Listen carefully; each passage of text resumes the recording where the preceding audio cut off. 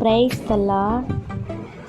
Today, Jesus Army Fellowship Word of God.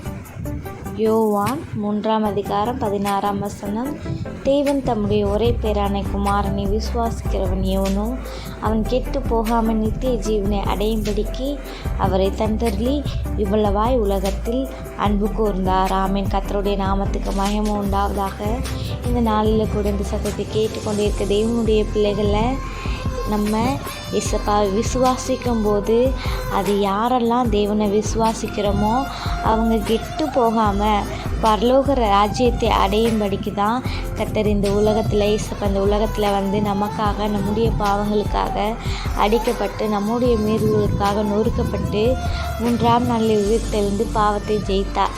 இந்த நாளிலும் இவ்வளவாக அன்பு கூர்ந்தார். நம்ம மனிதர்கள் நம்மள மேலே அன்பு வைத்திருக்கலாம்னா அந்த அன்பு ஒரு நாளும் நிலைக்காது. ஆனால் தேவன் வைத்திருக்கிற அன்பு இந்த உலகத்திலும் பெரிதான அன்பு நம்முடைய தேவன் வைத்திருக்கிற அன்பு. அப்படிப்பட்ட அன்பை பெற்றுக்கொள்வோம், விசுவாசிப்போம். தேவன் தாம் இந்த வார்த்தையை கொண்டு உங்களை ஆசீர்வதிப்பாராக. ஆமேன். தேங்க்யூ.